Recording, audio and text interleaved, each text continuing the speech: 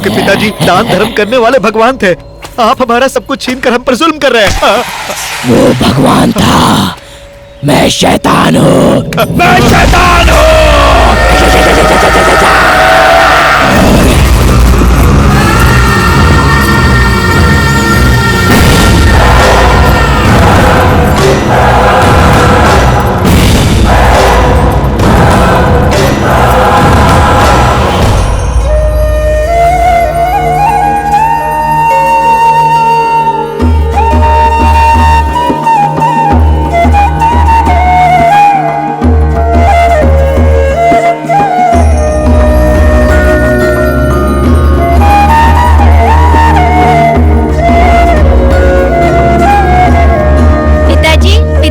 क्या है बेटा? जल्दी पूजा कीजिए ना पिताजी। इनकी पूजा हमेशा कौन करता है तुम्हें पता है ना बेटा? रोज कृष्णा ही इनकी पूजा क्यों करती है? कृष्णा हमारे जैसे साधारण इंसान नहीं है बेटा। वो नृत्य में मेनका की तरह है, गायकों में गंधर्व की तरह है। उसके स्पर्श मात्र से सारे रोगों का निवारण हो जाता है। ऐसी संजीवनी शक्ति है उसमें बेटा। उसके खून के कण कण में श्री कृष्ण परमात्मा बसे हैं बेटा। वो आम नारी नहीं है, वो देव कन्या है, देव कन्या। जाओ उन्हें बुला लाओ। कृष्णा, कृष्णा, कृष्णा।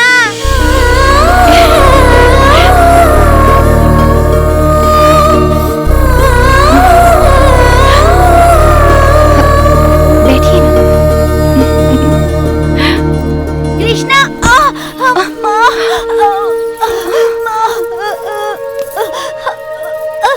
क्या हुआ बेटा?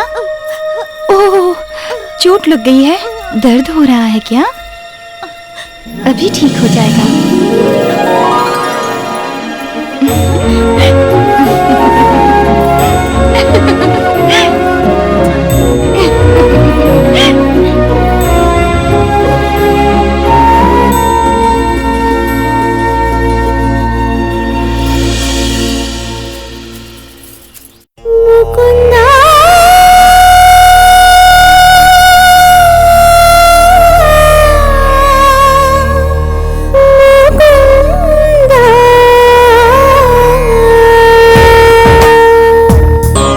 पूजा आरंभ करें।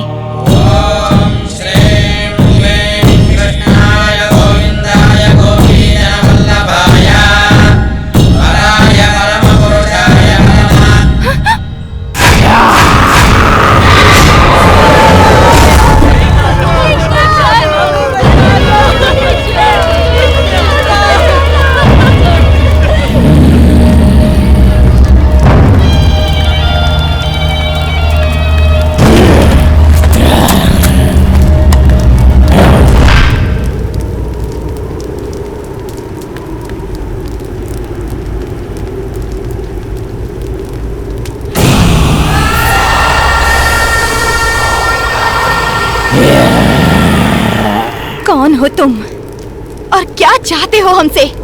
गरम जवानी, नारी का गरम जिस्म और चमकता सोना और खून, खून मुझे चाहिए। किस जंगल के जानवर हो तुम? गुस्से में भी तुम काम कस्तूरी लग रही हो, महक रही हो। काटने पर तड़पती नारी को देखा है, रूठते समय फड़फड़ाते हुए नग्न नारी को देखा है, परंतु गुस्से में आके लाल करके घूरने वाले खूबसूरत चेहरे को मैं यहाँ पहली बार देख रहा हूँ। मैंने कितनी लड़कियों की इज्जत से खेला है, बेहिसाब औरतों के साथ ऐश की है। तुझे रखेल बना के रखूंगा, रहेगी साथ में। अपना शरीर, अपनी जान मैं कृष्ण के नाम अर्पित कर चुकी हूँ। तो जैसा कामुक नर राक्षस अगर मुझे छुएगा तो भस्म हो जाएगा जल के।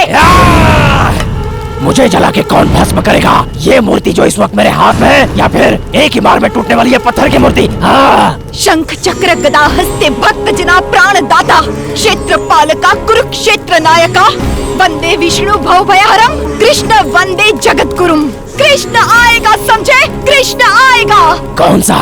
ये कृष्णा? कहानी और पुराणों में अच्छा लगता है ये नायक। मौका मिलने पर भी छोड़ दूं, मैं कोई कंस के जैसा नहीं हूँ, और इससे भीख मांगने के लिए मैं अर्जुन भी नहीं हूँ। कौन राक्षस, कौन राक्षस हो? खून से ही मैं जन्मा हूँ, खून ही मैं पीता हूँ। साथ चलेगी या नहीं? मैं नहीं चलूंगी।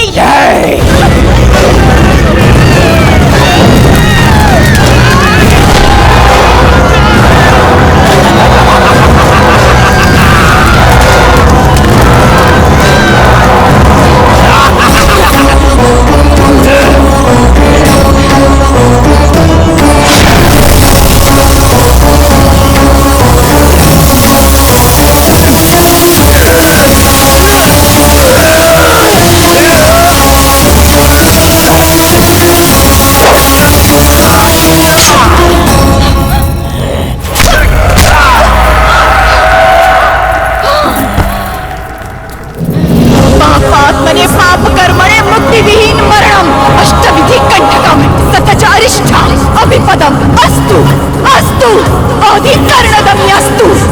इतने जनों का संकट और मरण तुझे यूं ही नहीं छोड़ेगा। तू बीमारी से लुप्त होगा और फिर तड़प तड़प कर मरेगा। तेरे शरीर का अंतिम संस्कार भी नहीं होगा। आत्मा को मुक्ति नहीं मिलेगी। यह लोक में और परलोक में तू एक बुरी आत्मा बनकर भटकेगा।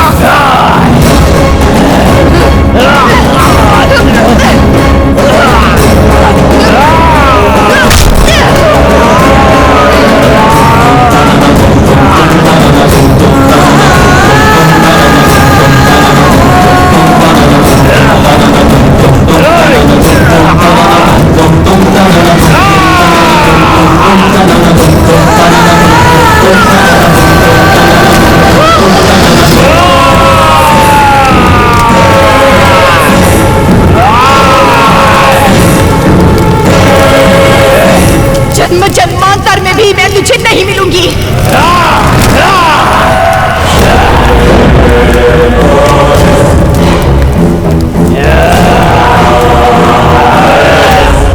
उस राजा के किए हुए हर पाप का मैं एकमात्र साक्षी हूं।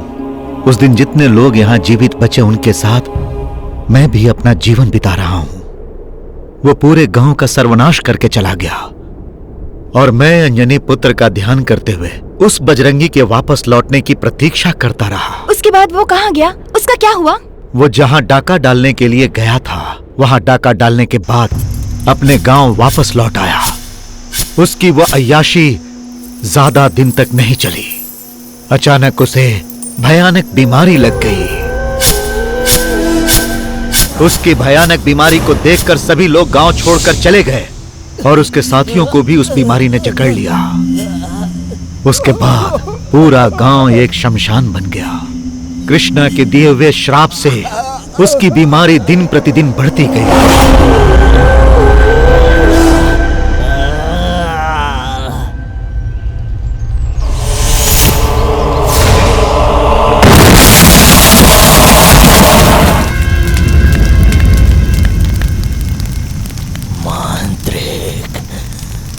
मुझे बचाओ। राणा, मेरा अस्त्र कहाँ है?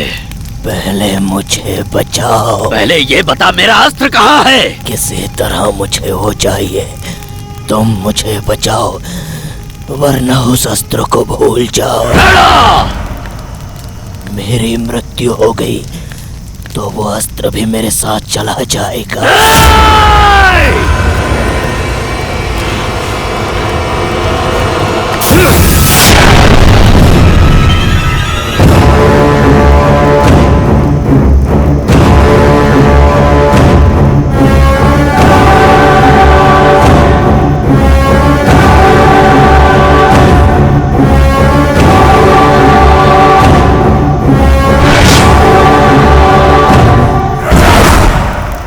शुक्ल पक्ष में देवियों के आशीर्वाद से जन्म लेने वाली वो एक देवी कन्या है।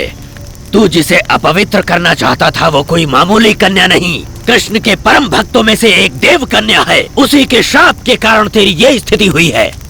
वो तुझे नहीं मिल सकती। मैं उसका हर जन्म में इंतजार करूंगा। वो एक दिन मेरे पास जरूर आएगी। पूरे राम दुर्गा को तूने जलाकर भस्म कर दिया। वो तुझे नहीं मिलेगी। वो मिलेगी, एक दिन मेरे पास जरूर है। राणा, मेरा अस्त्र मुझे दे।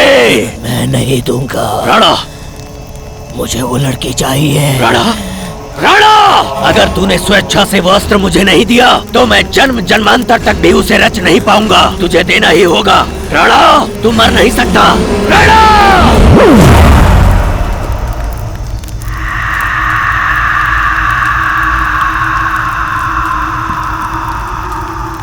कामातुराणम न भयम न लज्जा। तो किसी भी सूरत में उस तक नहीं पहुंच सकता। अकस्मात अगर वो पुनर्जन्म लेगी तो मैं उसे अपने वश में कर लूंगा। तब तक तेरा शरीर इसी तरह सुलगता रहेगा। मेरा अस्त्र जब तक नहीं मिल जाता तब तक ये शरीर और आत्मा मेरे वश में रहेंगे। रग रग रग रग रग रग।